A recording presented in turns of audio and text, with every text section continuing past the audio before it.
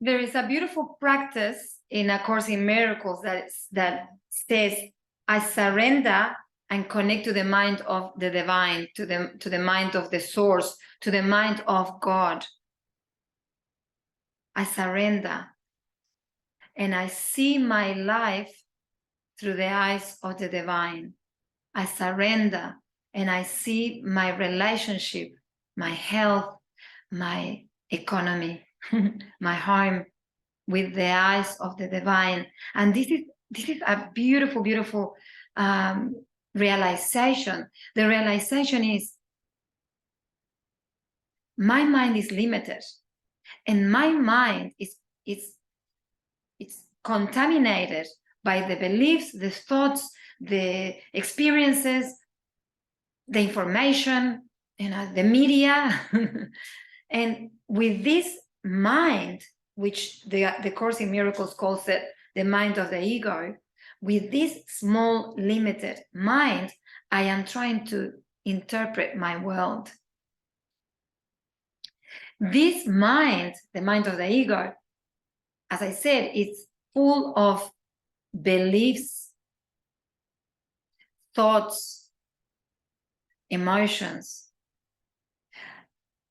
With the Course in Miracles, as I said, calls it the mind of the ego.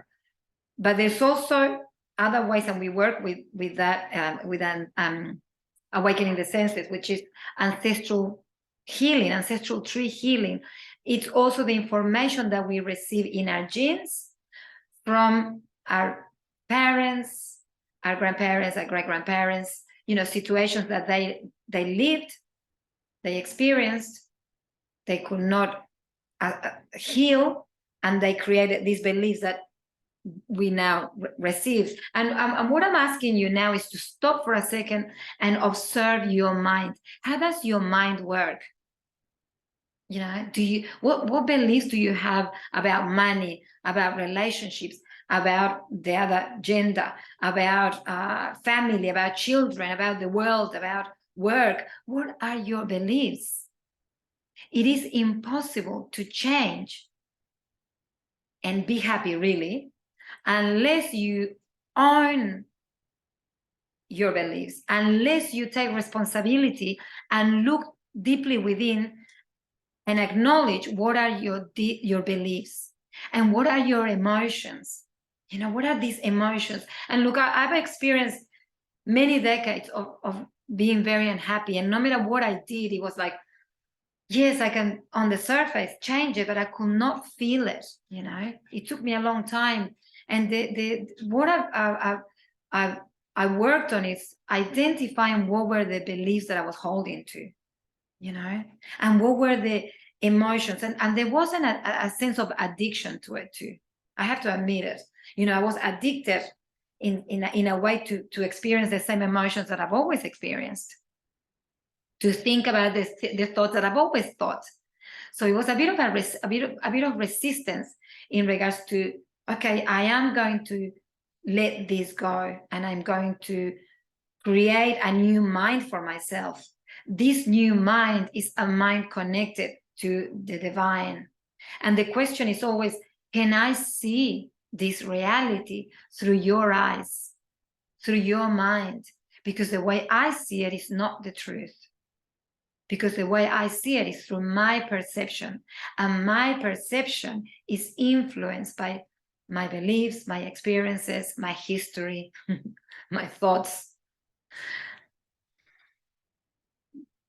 We are in a time at the moment that we can hold so much power, and we can create a reality, but it has to change from within, the way we feel, the way we vibrate, and this creates a reality. So stop for a moment and look at what is your usual feeling. What are usual emotions? What are your usual thoughts? And there's nothing wrong with acknowledging. On the contrary, it gives you lots of power, because you can change it. You can change it, yes, but you have to commit to this change. You really have to truly commit to this change. And of course, that life goes on and situations happen. You know, we don't have control of what happens to us. But yes, we have the power to choose how we experience that, how we face that, and how we maintain peace in whatever situation we go through, or how quickly we claim peace back. Yeah, because we lose peace. Come on, you know what I mean? Something happens and it's like, oh, you know, yeah. And then, okay, I'm back, I'm back, I'm back, I'm back, and I am responsible again. I am committed again.